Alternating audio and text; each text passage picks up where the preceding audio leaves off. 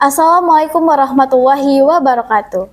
Halo pemirsa setia Rafa Televisi, pada bulan suci ini, program Ramadan Rafa Televisi kembali hadir menemani Anda dengan pembahasan yang penuh manfaat dan tentunya dekat dengan kehidupan kita sehari-hari bersama Kurma Kuliah Ramadan.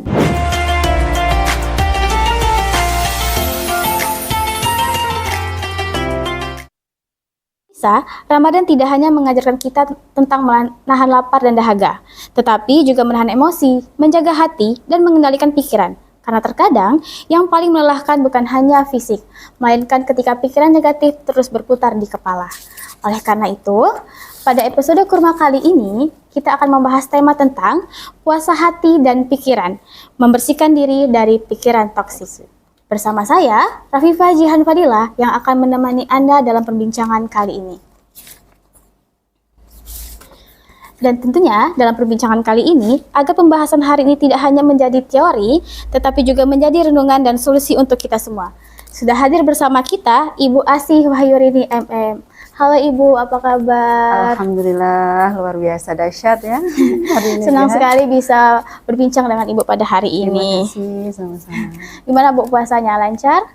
Alhamdulillah puasanya sesuai dengan yang Allah inginkan, insya Allah. Sudah hari ketiga ya? Iya Ibu, sudah hari ketiga. Ada yang sudah hari keempat. Benar Ibu. Oke Bu, selama ini kan kita mengenal bahwa puasa itu sekedar menahan lapar dan dahaga.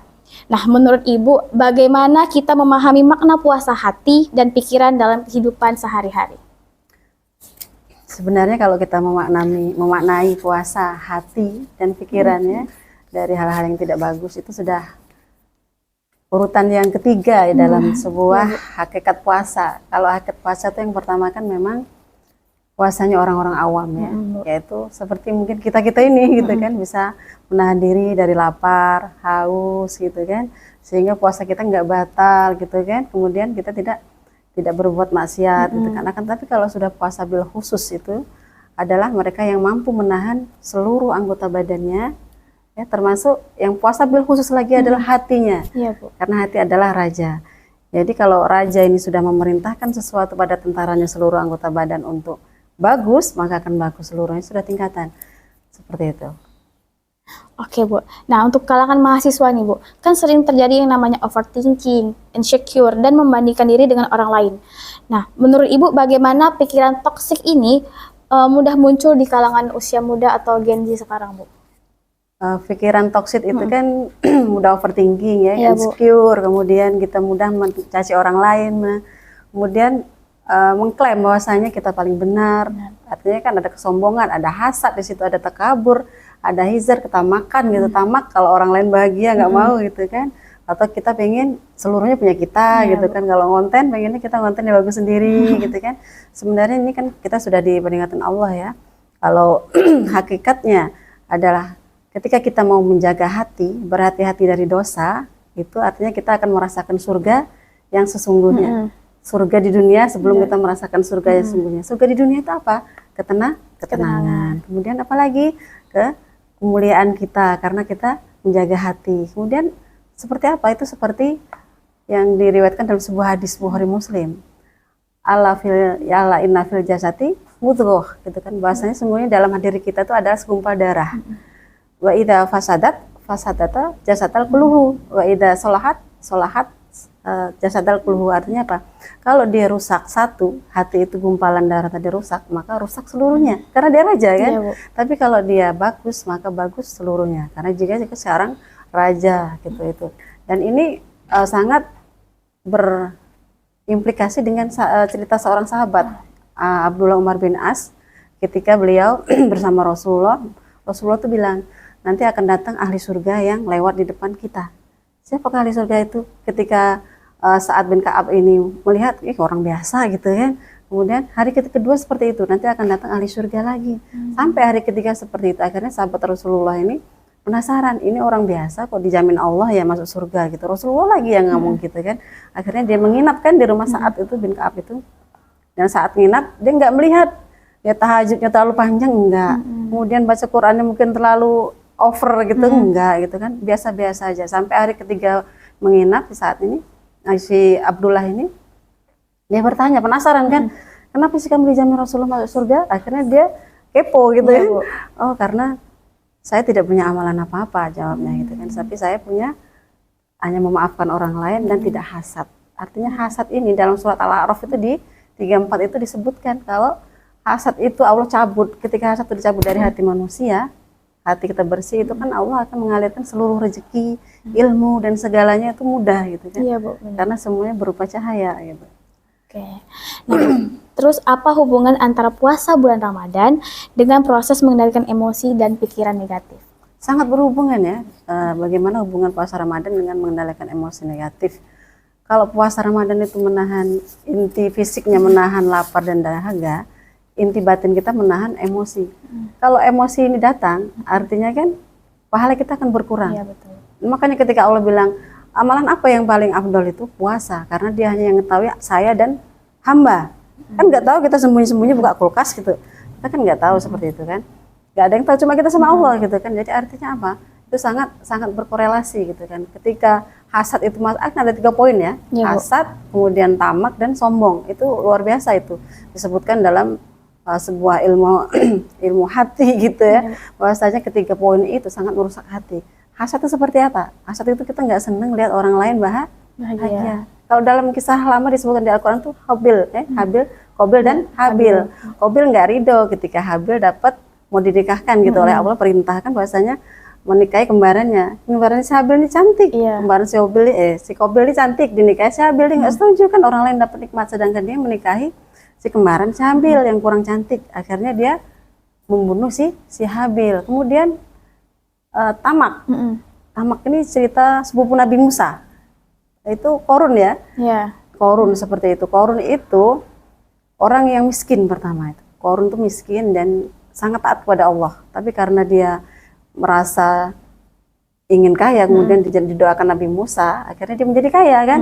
Setelah kaya dia lupa hukum Allah. Dia tidak mengeluarkan zakat, dia tidak mengeluarkan sedekah, infak, dan akhirnya ditenggelamkan oleh Allah. Itu cerita nyata gitu kan. Dan kemudian kesombongan yang terakhir gitu kan. Al-kibir. Kesombongan ini juga sangat merusak hati. Kesombongan itu tidak hanya punya mobil Pajero tintin lewat gitu ya, enggak. Kemudian kita lewat naik mobil Pajero, ketika ada yang jalan kita ceprek kehujanan, kena cipratan, bukan hanya itu. Akan tetapi kesombongan ketika orang lain memperingatkan kepada kebenaran, kita merasa sudah pintar. Kemudian kita merasa sudah tahu, sehingga kita tidak menerima peringatan dia. Padahal kan yang Allah sampaikan kepada lisan orang lain terhadap kita itu adalah sebenarnya hakikatnya adalah itu peringatan dari Allah. Yakinlah.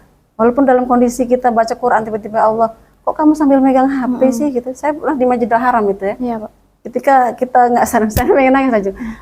Lagi husu-husunya, tiba-tiba ada yang nelpon, kita pegang HP, ada yang negur gitu tiba-tiba. Di sini nih ibadah, bukan megang HP. Padahal kita baru mau megang gitu. Artinya tuh Allah peringatkan ke kita. Itu termasuk kesombongan kita yang tersembunyi. Kenapa kita ini? Aku kan sudah ibadah, kita sombong tuh. Otomatis sombong. Ada kesombongan yang tersembunyi seperti itu. Juga termasuk sesuatu yang merusak hati, seperti itu. Ya, Bu. Jadi puasa ini bukan hanya menjaga menahan lapar dan dahaga, tetapi juga harus menjaga batin kita dari emosi, ketamakan dan kesombongan. Oke, Bu. Tadi kan untuk mendapatkan ilmu itu kita harus membersihkan hati kita terlebih dahulu, Bu ya. Nah, menurut Ibu apa langkah sederhana yang bisa dilakukan oleh mahasiswa untuk memulai membersihkan hati dan pikiran selama Ramadan? Apa yang bisa dilakukan untuk membersihkan hati dan pikiran selama Ramadan? Kemudian membuat jadwal khusus yang memang di luar kebiasaan. Jadi karena awal Ramadan menjadi titik fokus awal kebangkitan kita pribadi kita. Kalau di Ramadan ini kita punya jadwal khusus untuk Allah gitu ya. Memang untuk Allah kita mulai mengurangi dunia, insya Allah 9 atau 11 bulan berikutnya maka kita akan dipersembahkan oleh Allah yang lebih baik sesuai yang kita lakukan di bulan Ramadan. Jadi seperti gambaran gitu, layar monitor gitu. Kalau layar monitor kita di bulan Ramadan ini bagus, insya Allah 11 bulan kita akan dijamin Allah bagus. Itu pertama dengan jadwal ya, kita membuat jadwal yang memang fokus gitu ya. Jam berapa saya harus bangun, nambah tahajud jam berapa. Setelah itu sehari, setelah pagi saya mau tadarus berapa gitu. Serah tadarus, siang mungkin saya nggak tadarus baca Qurannya, tapi saya membaca artinya gitu. Jarang loh orang yang sudah hatam arti Al-Quran itu. Benar sekali, Bu. Sudah jarang, jadi tolong itu dijadwalkan membaca arti Al-Quran. Kemudian sore dia bisa belajar hadis atau tentang ilmu-ilmu gitu kan. Kemudian malam sebelum buka mungkin sambil ngabuburit ya, kita bermain dengan keluarga, dengan teman, nggak apa-apa. Seperti malam kita bersosialisasi malam itu mungkin di masjid dan segalanya. Atau kalau di kampus punya komunitas, lakukan itu dengan komunitas, nggak apa-apa. Yang penting tidak mengurangi tadi atau menambah dosa, bergosip, berhasad tadi ya gitu.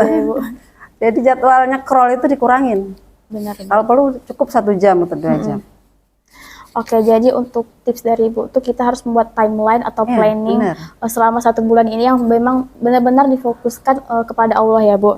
Nah terakhir Bu, apa tips praktis yang bisa dilakukan oleh Permisa Rahma Televisi agar Ramadan ini benar-benar menjadi momen detoksifikasi hati dan pikiran? Yang bisa dilakukan oleh kita semua itu adalah yang pertama, menjaga hati itu dengan menyadari seluruh perbuatan kita. Makanya di awal saya sebutkan, jika kita menyadari dosa kita, insya Allah kita akan merasakan surga di dunia sebelum surga sesungguhnya di akhirat nanti kita rasakan. Yang pertama kita bertaubat. Bertaubat itu dengan menyadari semua kesalahan kita.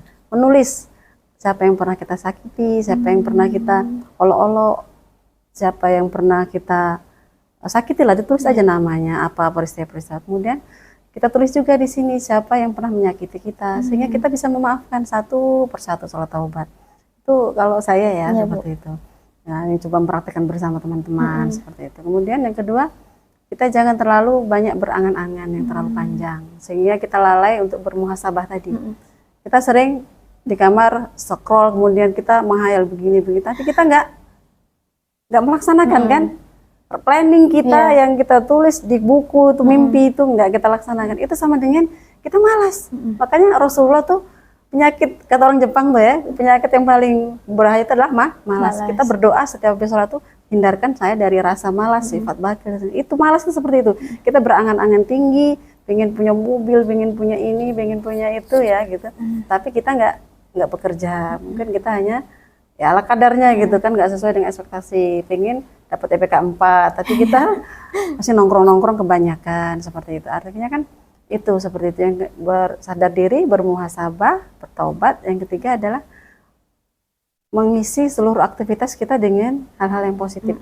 Termasuk yang pertama adalah pikiran positif. Itu sudah wajib. Kalau pikiran tadi, si raja tadi pikiran kita sudah menyetir, hati kita positif, maka larinya hati kita ke jantung. Jantung menjadi tenang. Kalau jantung menjadi tenang, hormon bahagia keluar. Dan itu akan memberikan vibes positif kepada diri kita sendiri. Kalau diri kita sendiri sudah positif, nyetrum kan? Seperti energi kuantum listrik. Kita nyetrum kepada jihan, kepada tim Rafah, kemudian kepada keluarga, kepada tetangga, juga kepada seluruh audiens Rafah TV. Seperti itu. Oke, jadi tipsnya tadi itu kita harus mengintrospeksi diri, apakah ada kesalahan dengan orang lain, memaafkan kesalahan orang lain yang terhadap kita, memusahabah diri, dan yang terakhir itu sholat taubat ya Bu. Nah oke Bu, terima kasih Bu atas penjelasan yang sangat mencerahkan dan juga menenangkan. Pemirsa Rafah TV, semoga Ramadan kali ini tidak hanya menjadi puasa fisik, tetapi juga menjadi puasa hati dan pikiran. Karena ketika hati bersih dan pikiran tenang, maka ibadah akan terasa lebih ringan dan menyenangkan. Saya, Rafifah Jihan Fadila, beserta kru yang bertugas pamit undur diri. Terima kasih. Wassalamualaikum warahmatullahi wabarakatuh.